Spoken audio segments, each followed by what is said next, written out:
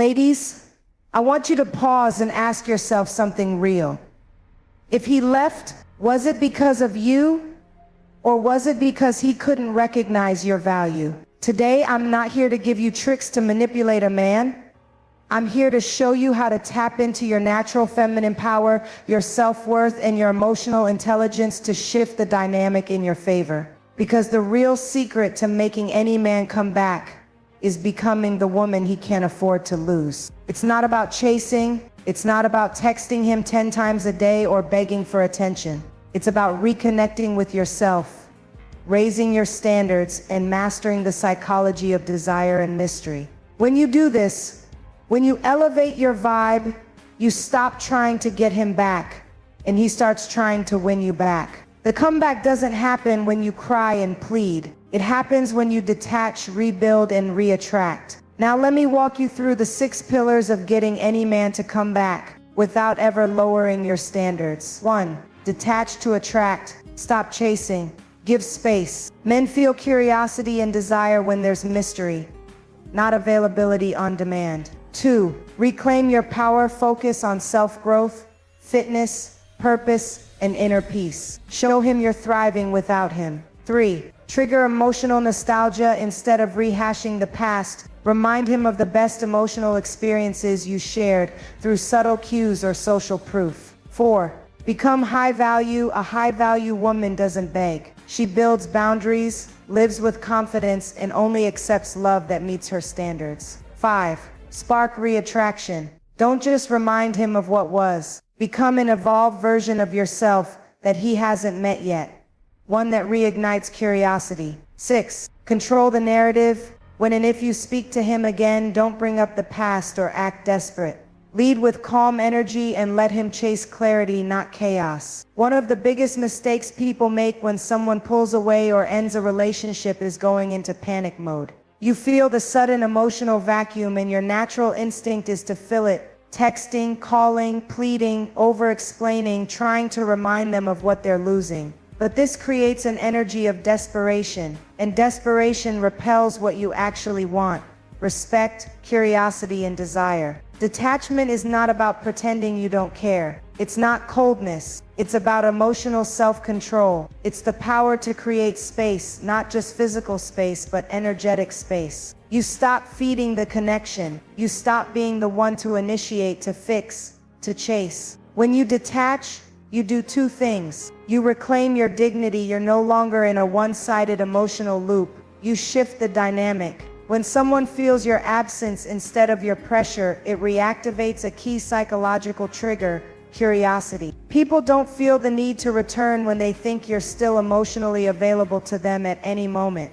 They feel the urge to return when they notice your energy is no longer orbiting around them. This is why silence and space can often be more powerful than 1,000 heartfelt messages. Detachment also allows you to see things clearly. You begin to heal, to reflect, to recalibrate your standards. Instead of reacting from pain, you start making decisions from self-respect. And here's the real secret: when a man feels your shift, when he senses you are no longer emotionally dependent on him, that's when he starts to question his choices. That's when his imagination kicks in. Is she moving on? Does she miss me? Did I lose her for good? These questions don't arise when you're still chasing. They arise when you step back. Because detachment creates mystery, and mystery is the birthplace of attraction. When someone walks out of your life, especially someone you deeply cared about, it can feel like the rug has been pulled out from under you. Your sense of identity, confidence, and emotional balance may start to revolve around one central question: why wasn't I enough? But that question is a trap.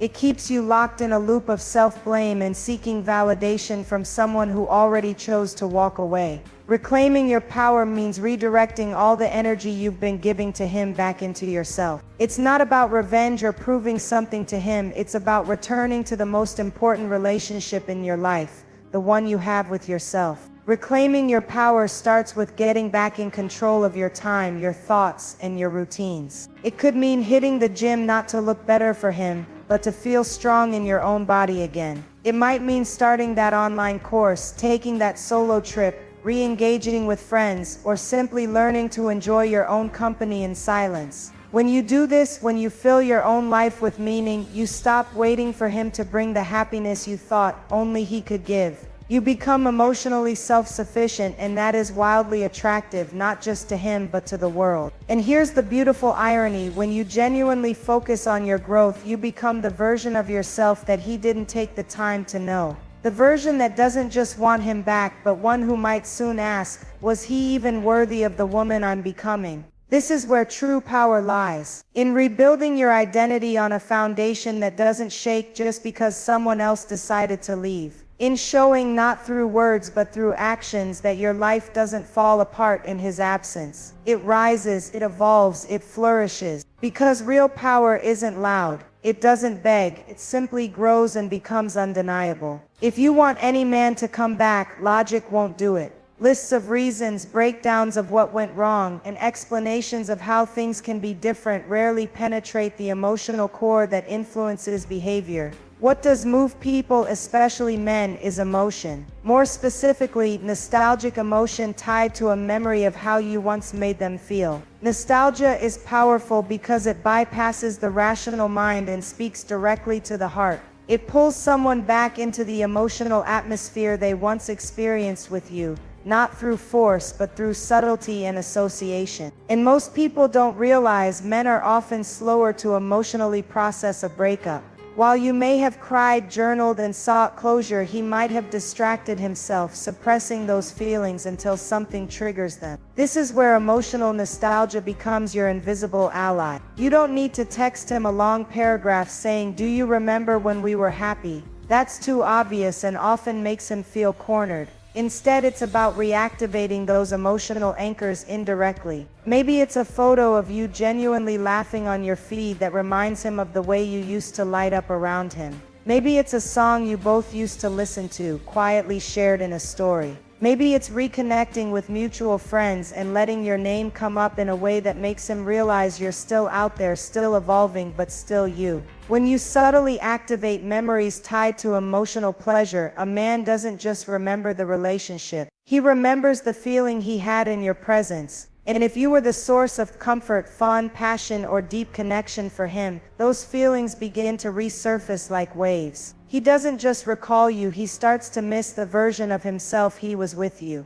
This is critical. People don't always return for you, they return for the way they felt about themselves when they were with you. That's what nostalgia does. It wraps the past in warmth and longing. So your job is not to remind him of the breakup or the pain. It's to remind him subtly and with poise of the joy, the spark, the intimacy, and the emotional safety you once shared. Not by reaching out directly, but by embodying that same vibrant, emotionally rich energy in your life today. Let him discover the echo of your impact on his own terms. Because when a man starts to feel emotionally drawn back into a memory, logic takes a back seat, and that's when curiosity turns into desire. When someone pulls away or ends a relationship, it's easy to internalize the rejection and believe it was a reflection of your worth. But here's the truth that most people overlook: your value isn't determined by whether someone stays, it's defined by how you respond when they leave. To make a man truly regret losing you and feel drawn back to you, you must become what Matthew Hussey calls a high-value woman. This isn't about appearance or how much money you make, it's about your emotional standards, self-respect, and the energy you carry with you in every interaction. A high-value woman is rooted. She knows her worth, not in a loud or arrogant way, but in a calm, quiet confidence that speaks volumes without needing to prove anything. She doesn't chase, she doesn't beg, she doesn't tolerate half-effort love or breadcrumb attention. She understands that if someone can walk away from her, they weren't meant to stay at her level. So what does becoming high value really look like? It means you stop revolving your world around him mentally, emotionally, physically. You don't rearrange your life waiting for a text or replay old conversations hoping to decode hidden meaning. Instead, you start investing in yourself like you are the greatest project of your life. You start setting boundaries, not because you want to push him away, but because you're no longer willing to lower your standards just to keep someone around. You prioritize peace over chaos. You engage with people who bring depth, not confusion. You walk away from things that don't serve your emotional health, even if your heart still wants them.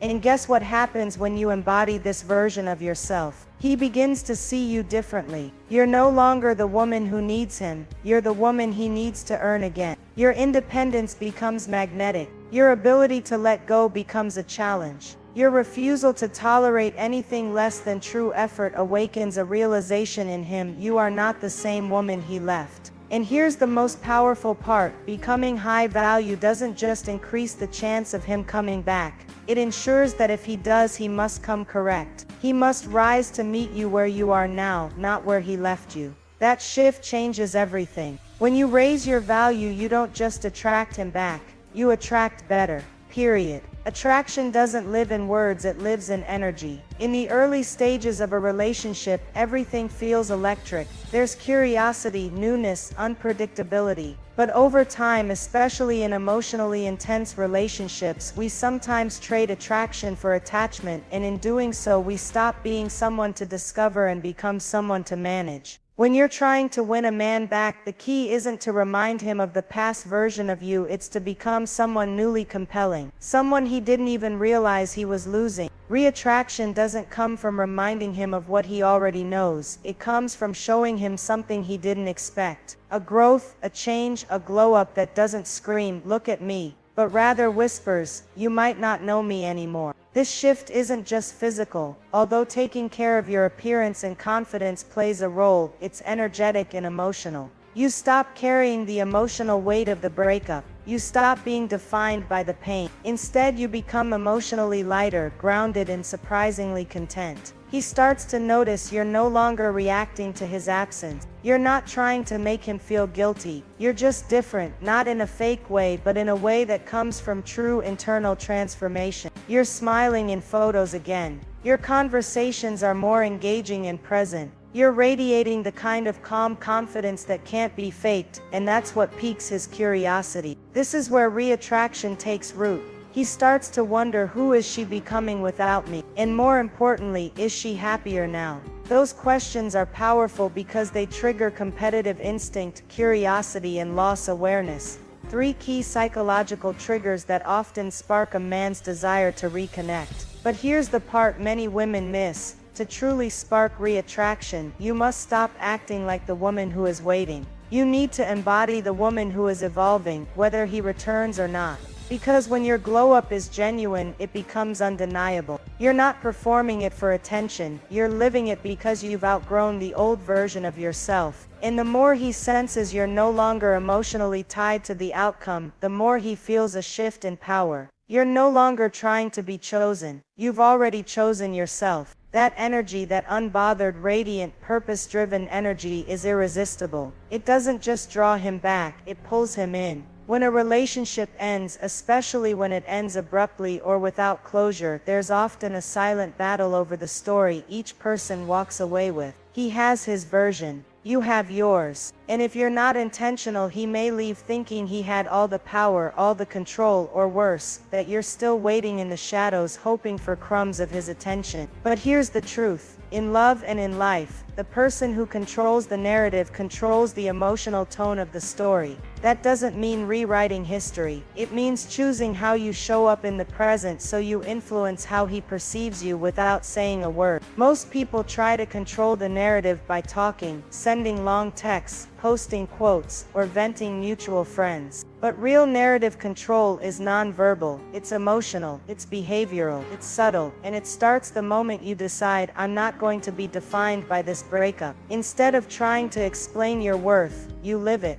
Instead of telling him you're moving on, you show it. Through your focus, your glow, your silence, your peace. You don't rush to make things right, or clear the air unless it's truly needed. Why? Because silence is a message too. And in many cases it's louder than any conversation could ever be. Controlling the narrative means you don't engage in the drama. If he reaches out, you respond with composure and warmth, but not neediness. You don't bring up the past unless it's for honest reflection, not emotional manipulation. You don't ask what he's doing, who he's with, or whether he misses you. That's not your story anymore. Instead, your energy says, I've evolved. If you want to re-enter my life, you're going to have to meet the new version of me. And that version doesn't entertain half effort. She doesn't reopen old doors that lead to the same pain. She moves with clarity, not confusion. This control over your emotional presence shapes how he sees you now. If he left thinking you were dependent, emotional, reactive, and now you're centered, calm, and thriving, he starts to question the assumptions he made.